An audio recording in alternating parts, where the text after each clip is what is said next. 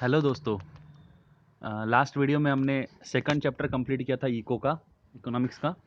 आज हम third chapter से शुरुआत करते हैं। दोस्तों, आपको एक बात बताना चाहता हूँ कि ये चैप्टर बहुत इम्पॉर्टेंट है। इसलिए इम्पॉर्टेंट है क्योंकि अगर ये चैप्टर आपको समझ गया तो अगला जो चैप्टर है हमारा मार्केट वाला, वो आपको समझ जाएगा। मार्केट में हमको बहुत सारे अलग अलग टाइप के मार्केट सीखने हैं। उसमें हमको अलग अलग टाइप के ग्राफ और कर्व्स काम में आएंगे। और वो जो कर्व्स हमको वहाँ पे ड्रॉ करने पड़ेंगे ना, वो सारे कर्व्स हम डिमांड वाले चैप्टर में सीखते हैं और ये प्रोडक्शन और कॉस्ट वाले चैप्टर में सीखते हैं। इसलिए ये जो है ना, ये बेस है फोर्थ वाले चैप्टर का। ये आपको समझ में आएगा ना तो आगे मार्केट वाला चैप्टर बहुत ईजी हो जाएगा, बहुत बहुत ईजी हो जाएगा। तो मैं थोड़ा स्लो जाऊँगा ये चैप्टर के इसमें, ताकि आपको हर एक बात डिटेल में समझा सकूँ, अच्छे से एक्सप्लेन कर सकूँ। बस आपसे एक थोड़ा सा रिक्वेस्ट है कि आप वीडियो को एंड तक देखते जाइए, तो आपको पूरा समझेगा। ठीक है? तो आपको अगर फोर्थ वाले चैप्टर को अच्छे से समझना है ना, तो ये वाले चैप्टर पे अच्छे से ग्रिप लानी पड़ेगी आपको। और ये भी चैप्टर बहुत ईजी है, कंसेप्ट समझ में आ जाएगा तो इतना ईजी है। आप इससे ऐसे खेलोगे, जैसे बच्चे कैसे खेलते हैं वैसे आप ये कॉन्सेप्ट के साथ खेलना शुरू कर दोगे। ठीक है? तो चलो स्टार्ट करते हैं। हमको पहले प्रोडक्शन के बारे में देखना पड़ेगा कि देखो, आप मार्केट मार्केट को चैप्टर के बारे में समझना है तो आपको पहले प्रोडक्शन समझना पड़ेगा। तो प्रोडक्शन का मतलब क्या? तो वैसे तो कॉमन जनरल जो मतलब होता है, हमने जो आज तक सीखा है, हमने ये सीखा है कि इनपुट लेना, उसको आउटपुट में कन्वर्ट करना, उसको कहते हैं प्रोडक्शन। आज हम थोड़ा डिटेल में देखेंगे इसका मतलब क्या होता है। चलो, तो देखते हैं पहले, सबसे पहले कि प्रोडक्शन का मतलब क्या।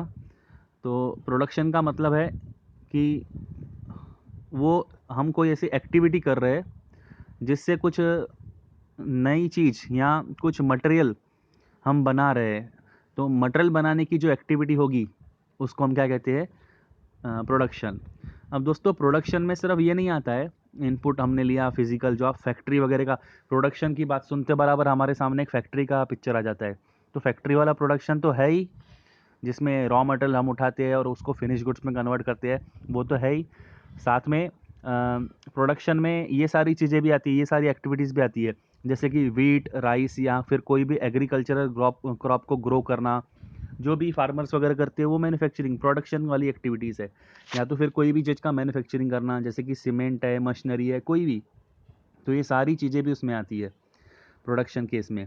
ठीक है? ये तो जनरल है, कॉमन हम सेंस में ये बात करते हैं। लेकिन इकोनॉमिक्स में प्रोडक्शन किसको कहा जाता है? इकोनॉमिक्स में जो प्रोडक्शन का जो ये मतलब है ना, वो थोड़ा वाइड है। वाइडर सेंस में हम इसमें बात करते हैं। इसमें क्या आता है, प्रोडक्शन का मतलब क्या होता है? ये एक प्रोसेस है जिसमें रिसोर्सेज को यूज़ करके हम कुछ आउटपुट बनाते हैं। लेकिन ये आउटपुट कैसा होना चाहिए? ये आउटपुट ऐसा होना चाहिए कि इससे ह्यूमन वांट्स सेटिस्फाई होनी चाहिए। ह्यूमन वांट सेटिस्फाई होनी चाहिए। कोई भी चीज़ अगर आप बना रहे हो, वो ऐसी होनी चाहिए जिससे ह्यूमन वांट सेटिस्फाई हो सके।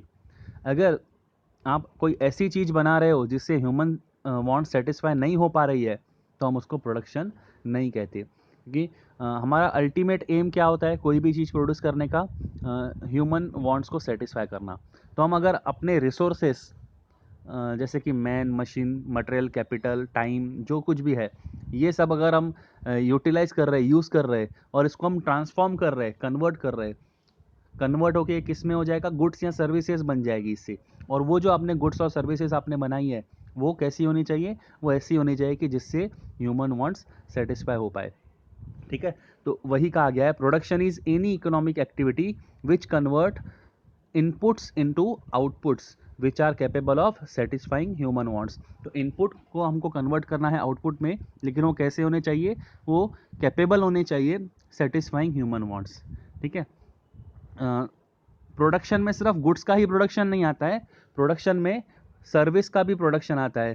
जैसे कि फॉर एग्जांपल, हम चार्टर्ड अकाउंटेंट्स है, लॉयर है, डॉक्टर है, ये जो सर्विस प्रोवाइड कर रहे हैं, ये भी प्रोडक्शन की डेफिनेशन में ही आएगा। या जैसे कि हमारा टीचिंग है, जैसे एक टीचर है, वो कुछ पढ़ा रहा है, तो वो भी एक प्रोडक्शन की डेफिनेशन में आएगा। हाँ, लेकिन सब्जेक्ट टू कंडीशन यहाँ पे इकोनॉमिक्स में हम प्रोडक्शन सिर्फ उसको ही मानते हैं जो भी चीज़ प्रोडक्शन आपने किया है, जो भी एक्टिविटी आपने की है, वो कमर्शियल पर्पस के लिए की है। है ना। लेकिन अगर आप सेल्फ कंजम्पशन के लिए वही एक्टिविटी कर रहे हो या आपका मकसद पैसे पैसे कमाना नहीं है, तो उस केस में उस एक्टिविटी को प्रोडक्शन नहीं कहा जाएगा। जैसे फॉर एग्जांपल डॉक्टर है, वो फ्री में ट्रीटमेंट कर रहा है पेशेंट का, या एक चार्टर्ड अकाउंटेंट है, वो फ्री में कंसल्टेंसी सर्विस प्रोवाइड कर रहा है किसी क्लाइंट को, तो उसको प्रोडक्शन नहीं कहा जाएगा, क्योंकि वो कमर्शियल लेवल पे नहीं प्रोवाइड कर रहा है। ठीक है, तो कमर्शियल लेवल पे प्रोवाइड होगा तो उसको प्रोडक्शन माना जाएगा। इवन घर पे जो मम्मी वगैरह होती है, खाना बनाती है, तो खाना बनाती है वो एक्टिविटी, उसको प्रोडक्शन नहीं कहा जाएगा, क्योंकि वो सेल्फ कंजम्पशन के लिए हो रहा है, उसको हम इकोनॉमिक्स में प्रोडक्शन नहीं मानते। हाँ, लेकिन वही मेस है कोई, अब मेस पे खाना बनाते हैं प्रोवाइड करने के लिए कस्टमर्स को, तो उस केस में वो जो एक्टिविटी है मेस वाली, उसको हम प्रोडक्शन की डेफिनेशन में इंक्लूड करेंगे। तो देखो, एक्टिविटी वही है खाना बनाना, लेकिन मेस वाले खाना बना रहे हैं कमर्शियल पर्पस के लिए, तो उसको प्रोडक्शन कहा जाएगा। लेकिन घर पे मम्मी बनाती है वो सेल्फ कंजम्पशन के लिए, तो उसको हम प्रोडक्शन नहीं कहते। ठीक है, तो यही डेफिनेशन है, आप थोड़ा देख लोगे समझ जाओगे, एक बार रीड करना है बस आपको। ठीक है, प्रोडक्शन को एक और सेंस में कहा जा सकता है कि प्रोडक्शन का मतलब क्या, कोई भी चीज़ में जो चीज़ ऑलरेडी एग्जिस्ट करती है उसमें हम सिर्फ क्या करते हैं, कोई यूटिलिटी ऐड कर देते हैं। जैसे आप इनपुट उठाते हो तो ऑलरेडी एग्जिस्ट कर रही थी नेचर में, वो ऑलरेडी अवेलेबल है, आप वो इनपुट उठाते हो, उसके ऊपर आप सिर्फ क्या करते हो, यूटिलिटी आप उसमें ऐड कर देते हो, या फिर उसमें यूटिलिटी क्रिएट कर देते हो, जिसकी वजह से क्या हो जाता है, वो कन्वर्ट हो जाता है आउटपुट में। ठीक है, तो ऐसे कोई हमको एक नई चीज़ हम खुद क्रिएट नहीं करते मैटर को, हम कोई नहीं, एक्चुअली मैन जो है ना वो कोई मैटर क्रिएट भी नहीं कर सकता और वो मैटर को डिस्ट्रॉय भी नहीं कर सकता। हम सिर्फ क्या करते हैं, matter can be converted in from one form to another. तो यहाँ पे वही है, हम ऑलरेडी जो चीज़ एग्जिस्ट कर रही है नेचर में, हम उसको उठाते हैं, उसमें हम यूटिलिटी ऐड करते हैं और वो कन्वर्ट हो जाती है आउटपुट में। ठीक है, तो प्रोडक्शन का मतलब क्या, क्रिएशन और एडिशन ऑफ यूटिलिटी। तो एमसीक्यू में बहुत बार पूछा जाता है प्रोडक्शन इज डैश, उसमें दिया ऑप्शन में दिया जाएगा क्रिएशन और एडिशन ऑफ यूटिलिटी, तो आपको वो टिक करना पड़ेगा। ठीक है, तो सिंपल है कि किसी भी चीज़ में आप अगर यूटिलिटी ऐड कर रहे हो या क्रिएट कर रहे हो तो वो क्या हो जाएगी, उसको वो एक्टिविटी को हम क्या कहेंगे, प्रोडक्शन कहेंगे। ठीक है, जैसे कि आपने एक वुड उठाया, वुड का एक लकड़ी का टुकड़ा उठाया, आपने उसको कन्वर्ट कर दिया टेबल में, तो आपने क्या किया है, जस्ट सब्जेक्ट, आपने एक मैटर उठाया है जो कि वुड है, आपने उसको उसमें यूटिलिटी डाल दी, आपने क्रिएट कर दी, ऐड कर दी, तो उसकी वजह से क्या हो गया, वो टेबल के फॉर्म में आ गया, टेबल में कन्वर्ट हो गया, तो फिर उसको हम क्या कहेंगे, वो एक्टिविटी को प्रोडक्शन कहेंगे। ठीक है, अब ये जो यूटिलिटी है ना, ये दोस्तों 4 प्रकार की यूटिलिटी होती है। सबसे पहले यूटिलिटी 4 प्रकार की होती है, उसमें से पहला फॉर्म है फॉर्म यूटिलिटी। पहला जो प्रकार है, पहला जो टाइप है, उसको क्या कहा जाता है, फॉर्म यूटिलिटी। अब फॉर्म यूटिलिटी कुछ नहीं, हम इनपुट उठाते हैं, उसको कन्वर्ट करते हैं आउटपुट में, तो हम सिर्फ उसका क्या करते हैं, इनपुट का रॉ मटेरियल का फॉर्म चेंज कर देते हैं, उसका जो फिजिकल एग्जिस्टेंस है उसको हम ट्रांसफॉर्म कर देते हैं, उसको कहते हैं फॉर्म यूटिलिटी। जैसे कि लकड़ी का टुकड़ा आपने उठाया, उसको कन्वर्ट कर दिया टेबल में, या फिर आयन आपने उठाया, लोहा, उसको आपने कन्वर्ट कर दिया मशीन में, तो ये सब क्या है, आप फॉर्म चेंज कर रहे हो। तो जब आप कोई भी चीज़ का फॉर्म चेंज करते हो, जिससे रॉ मटेरियल का जो ओरिजिनल फॉर्म था वही बदल गया, ओरिजिनल कैरेक्टरिस्टिक्स थी वही बदल गई, फिनिश गुड्स तैयार हो गए, तो इसको हम क्या कहते हैं, ये भी प्रोडक्शन होता है, इसको हम क्या कहते हैं, utility, form utility, utility of form. तो ये पहला टाइप था। सेकंड टाइप होता है प्लेस यूटिलिटी। दोस्तों कभी कभी क्या होता है, यूटिलिटी कैसे ऐड हो जाती है, जैसे कोई एक जगह से आपने चीज़ उठाई जहाँ पे वो कोई काम की नहीं थी या बहुत लेस इंपॉर्टेंट थी, वहाँ पे वो आपने उठा के उसको ऐसी जगह लाया जहाँ पे वो ज़्यादा वांट्स को सेटिस्फाई कर पाएंगी या ज़्यादा उसको यूज़ में लाया जाएगा, तो उस केस में हम बोलते हैं कि उसमें प्लेस यूटिलिटी आ गई है। आपने क्या क्रिएट किया है, उसमें प्लेस यूटिलिटी क्रिएट किया है। तो बहुत बार ऐसे होता है कि हमको कुछ करना नहीं होता है, बस एक जगह से चीज़ उठाया, उसको दूसरी जगह पे लेके गए, तो मार्केटेबल हो जाती है। जहाँ पे उसको सेल करना है वहाँ पे हम उसको लेके गए, जहाँ पे उसका ज़्यादा इंपॉर्टेंस है, जहाँ पे उसका ज़्यादा यूज़ है, हम उसको वहाँ पे लेके गए। तो हमने क्या क्रिएट किया है, प्लेस यूटिलिटी क्रिएट किया है। जैसे कि एग्जाम्पल दिया हुआ है कि अर्थ में बहुत सारी चीज़ें होती है, हम कोल वगैरह एक्सट्रैक्ट करते हैं, मिनरल्स एक्सट्रैक्ट करते हैं, गोल्ड एक्सट्रैक्ट करते हैं और उसको मार्केट में लेके जाते हैं। तो हमको यहाँ पे कुछ करना नहीं होता है, यहाँ पे हमने कुछ ऐसा फॉर्म उसका चेंज नहीं किया, हमको जैसे मिला हमने उठाया और उसकी जगह बदल दी हमने। तो ये भी क्या हुई, एक प्रकार का प्रोडक्शन ही हुआ, लेकिन इसमें जो यूटिलिटी क्रिएट हुई है ये किसकी वजह से हुई है, ये प्लेस यूटिलिटी क्रिएट हुई है, आपने उसका प्लेस चेंज कर दिया। ठीक है, यहाँ पे तीसरी जो यूटिलिटी होती है वो होती है टाइम यूटिलिटी। अब जैसे आप मार्केट में देखो, माज़ा जो होता है या फ्रूटी होता है, तो ये जो होते हैं ये तो मैंगो से बनते हैं, मैंगो पल्प से। लेकिन मैंगोस जो है वो हमेशा तो नहीं मिलेंगे, वो तो सीजनेबल आइटम है, वो तो 2-3 महीने ही आते हैं समर के टाइम पे। तो ये जो कंपनीज़ है ये 12 महीने कैसे देती है आपको, माज़ा वगैरह कैसे प्रोवाइड करती है। तो ये क्या करती है, ये 2 महीने का जो सीज़न होता है ना, इसमें वो मैंगोज़ को स्टोर करके खरीदती है और उसका पल्प निकाल के उसको स्टोर करके रखती है। वो इतना बल्क में परचेस करते हैं कि ये 12 मंथ तक आपको प्रोवाइड कर पाए। तो उन्होंने जस्ट क्या किया कि उन्होंने मार्केट से ख़रीदा जब उनको चीज़ मिल रही थी, और उन्होंने स्टोर करके रखा, और उन्होंने तब सप्लाई किया जब उसकी ज़रूरत होती है। तो जस्ट आपने उसमें, वो कंपनी ने क्या किया, उसमें टाइम यूटिलिटी क्रिएट किया है। ठीक है, तो कोई भी ऐसे आइटम होते हैं जो सीजनल आइटम होते हैं, उसको परचेस करके स्टोर करके रखना और ऑफ सीजन में अवेलेबल करवाना, इसको कहते हैं हमने क्या क्रिएट किया, इसमें टाइम यूटिलिटी हमने ऐड की है उसमें। ठीक है, फोर्थ वाला जो यूटिलिटी है टाइप, वो होता है जैसे कि पर्सनल स्किल जिसमें इन्वॉल्व होती है। जैसे फॉर एग्जांपल हम टीचर्स हैं, हम आपको पढ़ा रहे हैं, तो हम यूटिलिटी, हम भी प्रोडक्शन ही कर रहे हैं, हम अपनी गुड्स की जगह पे हम सर्विस प्रोवाइड कर रहे हैं आपको। तो हमने जो सर्विस प्रोवाइड की है ये भी एक टाइप का प्रोडक्शन ही है, लेकिन हम उसमें कौन सा यूटिलिटी ऐड कर रहे हैं। देखो, प्रोडक्शन का मतलब क्या होता है, यूटिलिटी को ऐड करना। तो हमने कौन सा यूटिलिटी ऐड किया, हमने सर्विसेज के फॉर्म में यूटिलिटी ऐड किया, तो इसको हम सर्विस यूटिलिटी भी कहते हैं या फिर पर्सनल स्किल यूटिलिटी भी कहते हैं। ठीक है, तो ऐसी 4 टाइप की यूटिलिटी होती है। बता सकते हो कौन कौन सी। सबसे पहले हमने कौन सी देखा, फॉर्म यूटिलिटी, जिसमें फॉर्म को चेंज करना होता है, इनपुट उठा के हमने उसको कन्वर्ट कर दिया आउटपुट में। सेकंड होता है प्लेस यूटिलिटी, हमने प्लेस चेंज कर दिया।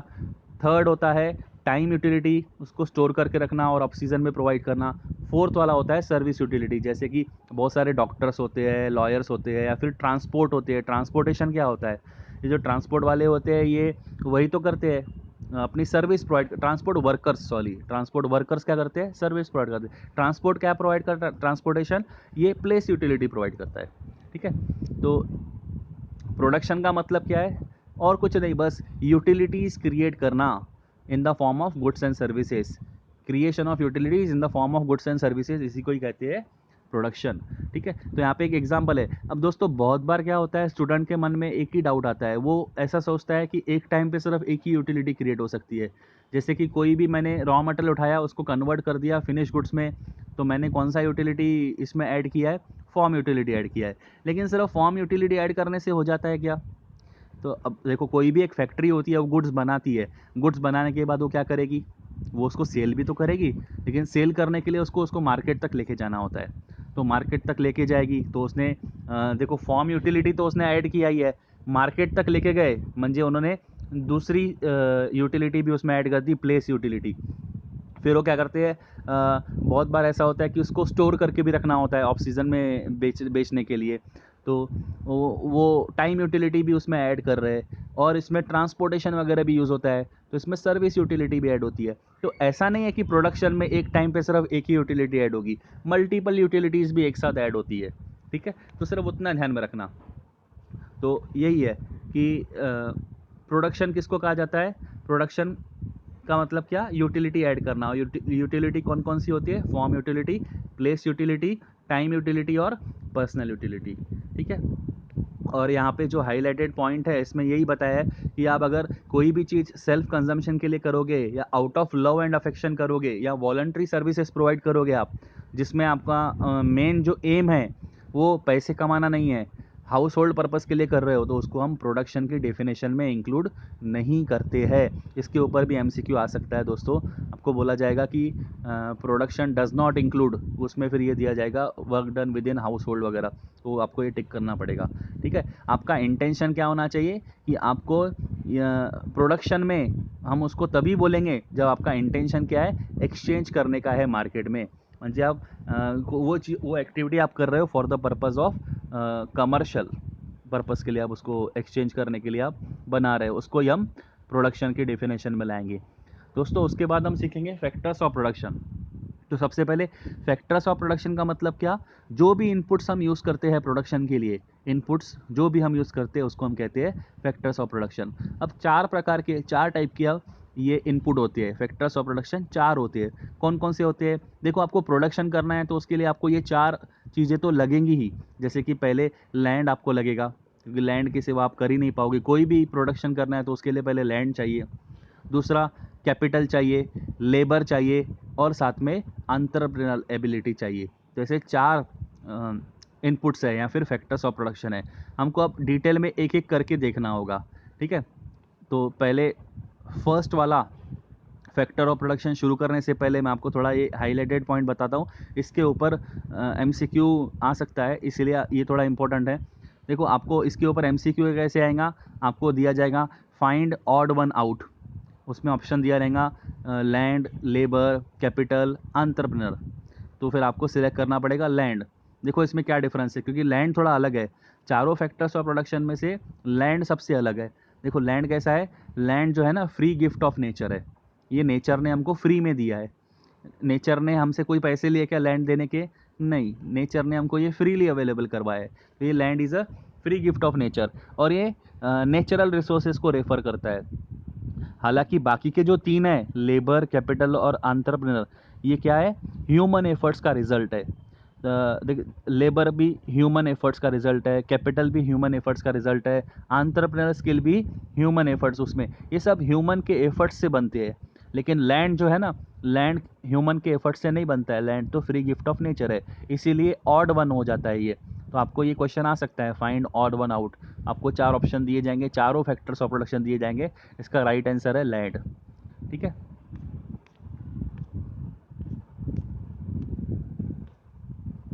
हाँ। उसके बाद आते हैं हम फैक्टर्स ऑफ प्रोडक्शन, हमको एक एक करके डिटेल में पढ़ना पड़ेगा। सबसे पहले हम देखते हैं लैंड के बारे में। तो लैंड का मतलब क्या दोस्तों, लैंड का मतलब हमको जनरली क्या लगता है, बस ये जो हमको ज़मीन दिख रही है वो लैंड का मतलब। लेकिन यहाँ पे इकोनॉमिक्स में सिर्फ वही ज़मीन ही नहीं होती है, ज़मीन के अंदर जो भी है वो सब लैंड के ही इसमें आते हैं। जैसे कि सारे नेचुरल रिसोर्सेज, सॉइल की फर्टिलिटी, वाटर, एयर भी, in fact light, heat, natural vegetation, सब कुछ लैंड में आता है।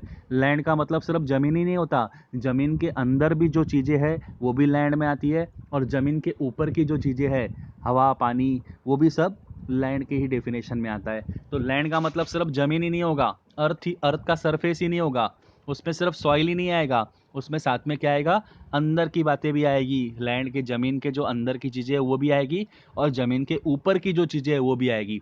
जैसे कि फर्टिलिटी ऑफ सॉइल, ये अंदर होता है, वाटर, एयर, लाइट, हीट, ये सब ऊपर होता है, नेचुरल वेजिटेशन, ये भी सब ऊपर होता है। तो सारे कुछ इसमें लैंड के डेफिनेशन में आते हैं।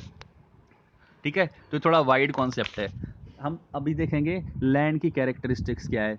तो land is a free gift of nature, obviously ये कोई ह्यूमन एफर्ट से नहीं बनता है। लैंड जो होता है अवेलेबल, ये नेचर ने हमको करवाया है फ्रीली, और लैंड ने हमसे मुझे नेचर ने हमसे कोई इसके लिए पैसे नहीं लिए है, ये फ्री में अवेलेबल है।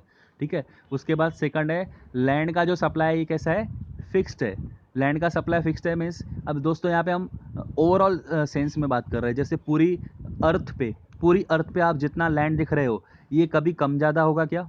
जैसे मान लो लैंड की डिमांड बहुत बढ़ गई, तो ऐसा है क्या कि उसका सप्लाई हम बढ़ा सकते हैं?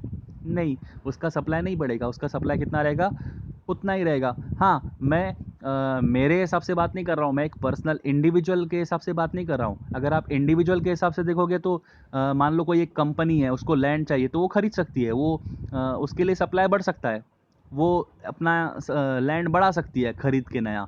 लेकिन हम यहाँ पे बात कर रहे हैं ओवरऑल पूरे अर्थ का, तो पूरी अर्थ का जितना लैंड है उसका सप्लाई तो उतना ही रहने वाला है। कितनी भी डिमांड बढ़ जाए उसका सप्लाई बढ़ेगा क्या? नहीं, वो तो फिक्स ही रहेगा। इसीलिए इसके ऊपर भी एमसीक्यू आता है, बहुत बार आया है पेपर में। तो आपको एमसीक्यू ऐसा आएगा, total supply of land is dash from the point of view of economy. तो यहाँ पे इकोनॉमी मीन्स पूरे अर्थ की बात हो रही है। पूरी इकोनॉमी के हिसाब से, पूरे अर्थ के हिसाब से लैंड का सप्लाई कैसा है? Perfectly inelastic. Perfectly inelastic means उसका सप्लाई चेंज नहीं होता है, वो उतना का उतना ही होता है। डिमांड कितनी भी बढ़ जाए, रेट कितना भी हो जाए, उसका सप्लाई कैसा रहेगा? उतना ही रहेगा ओवरऑल, क्योंकि पृथ्वी की, आप अर्थ की लैंड बढ़ा ही नहीं सकते हो सप्लाई। हाँ, लेकिन अगर आप एक फर्म के पॉइंट ऑफ व्यू से बात करोगे तो इसका सप्लाई कैसा है? Relatively elastic. तो यहाँ पे थोड़ा ध्यान रखने जैसी चीज़ है कि किसके पॉइंट ऑफ व्यू से पूछा जा रहा है। इकोनॉमी के पॉइंट ऑफ व्यू से पूछा जाएगा तो परफेक्टली इनइलास्टिक, सप्लाई पे कोई फ़र्क नहीं पड़ता। लेकिन फर्म, एक आप फर्म के पॉइंट ऑफ व्यू से देखोगे तो उसका सप्लाई कैसा है? Relatively elastic. ठीक है, एक फर्म जो है वो, उसको अगर अपना लैंड परचेस करना है तो वो कर सकती है। ठीक है, उसके लिए सप्लाई थोड़ा बढ़ सकता है, तो रिलेटिवली इलास्टिक। तो आपको एमसीक्यू में थोड़ा ध्यान रखना कि from the point of view of किसके हिसाब से पूछा गया है, इकोनॉमी के हिसाब से कि फर्म के हिसाब से। अकॉर्डिंगली आपका आंसर चेंज होगा। इकोनॉमी के हिसाब से आंसर आएगा परफेक्टली इनइलास्टिक, और फर्म के हिसाब से आंसर आएगा रिलेटिवली इलास्टिक। ठीक है, उसके बाद थर्ड कैरेक्टरिस्टिक है लैंड की, कि लैंड कैसा है? परमानेंट है, और इसके पास जो पावर्स है ये इंडिस्ट्रक्टिबल है। इंडिस्ट्रक्टिबल का मतलब होता है कि इसके पावर्स को कभी डिस्ट्रॉय नहीं किया जा सकता। इसके जो पावर्स है, इसकी जो प्रॉपर्टीज़ है, इसको कभी डिस्ट्रॉय नहीं किया जा सकता, इसकी प्रॉपर्टीज़ वैसी की वैसी ही रहती है। ठीक है, फोर्थ इसकी कैरेक्टरिस्टिक है, land is a passive factor. Passive factor का मतलब है लैंड खुद होके कुछ नहीं कर सकता, लैंड खुद होके कुछ नहीं बना सकता। लैंड के ऊपर अगर ह्यूमन एफर्ट अगर पुट किए जाए तो ही कुछ बनेगा। लैंड खुद होके कुछ तैयार नहीं कर सकता, तो ये एक्टिव फैक्टर नहीं है, ये पैसिव फैक्टर है। तो ये खुद होके कुछ प्रोड्यूस नहीं कर पाएगा। फिफ्थ प्रॉपर्टी है इसकी, कैरेक्टरिस्टिक्स है, लैंड इज़ इमोबाइल। इमोबाइल का मतलब इसको हम शिफ्ट नहीं कर सकते एक जगह से दूसरी जगह। और इसके जो नेचुरल फैक्टर्स है वो भी एक जगह से दूसरी जगह शिफ्ट नहीं कर सकते। जैसे कि देखो, आपको ऑयल मिलेगा, ऑयल कहाँ मिलेगा? तो आपको फॉरेन कंट्रीज़, ईरान, इराक वगैरह, इधर आपको ऑयल देखने को मिलेगा। तो उसको आप शिफ्ट कर सकते हो क्या इधर से उधर? नहीं। तो जहाँ उसके जो नेचुरल फैक्टर्स है वो वहीं मिलेंगे, उसको शिफ्ट नहीं किया जा सकता। ठीक है, सिक्स्थ कैरेक्टरिस्टिक है, land has multiple uses. Land का कोई एक यूज़ नहीं होता है, इसके अलग अलग यूजेस है। कहीं कहीं देखो आपको एग्रीकल्चर के लिए यूज़ होगा, कहीं कहीं एक्सट्रैक्शन के लिए यूज़ होगा, कहीं कहीं फैक्ट्री सेटअप होगी। तो लैंड का कोई एक यूज़ नहीं है, इसके बहुत सारे यूजेस है। Point number 7, land is heterogeneous. अब देखो, लैंड हिट्रोजिनस है, लैंड होमोजिनस नहीं है। हिट्रोजिनस का मतलब होता है हर एक जगह का अलग अलग लैंड होता है। जैसे कि आपको टी गार्डन्स आपको देखने को मिलेंगे, वो आसाम, दार्जिलिंग साइड देखने को मिलेंगे। ठीक है, आप इधर साउथ में जाओगे तो आपको कोकोनट वगैरह मिलेंगे। तो हर एक आपको वीट वगैरह के लिए लैंड अलग मिलेगा, एमपी वगैरह साइड मिलेगा। राइस के लिए आपको इधर छत्तीसगढ़ वगैरह साइड आपको मिलेगा, या फिर साउथ में मिलेगा। तो ये जो है देखो, लैंड जो है ना, आप हर एक जगह की उसकी क्वालिटी अलग अलग होती है, कहीं पे क्या प्रोड्यूस होगा, कहीं पे क्या प्रोड्यूस होगा। तो लैंड जो है सेम लेवल का सेम होता ही नहीं है, वो अलग अलग होता है, हीट्रोजीनस होता है। ठीक है, तो ये वीडियो मैं यहीं पे स्टॉप करता हूँ। बाकी के जो 3 फैक्टर्स ऑफ प्रोडक्शन है मैं अगले इसमें दिखाऊंगा। दोस्तों ये बेसिक बेसिक चालू है, एक्चुअल हमने अभी तक जो इसमें मेन कॉन्सेप्ट है वो तो अभी स्टार्ट ही नहीं किया है। तो पहले आपको उसकी आइडिया तो होनी चाहिए, तो पहले हमको इसीलिए सिलेबस में ये बेसिक बातें इंक्लूड की गई है कि आपको समझ में आना चाहिए। ठीक है, अगला वीडियो भी मैं जल्दी बनाऊंगा, तब तक आप इसको सुनिए, समझिए। और ये वाला चैप्टर बहुत इंपॉर्टेंट है, इसमें स्टूडेंट को, बहुत सारे स्टूडेंट्स को प्रॉब्लम जाती है। ठीक है, तो थोड़ा इसके ऊपर थोड़ा सीरियसली स्टडी कीजिए। ठीक है, ओके, थैंक यू।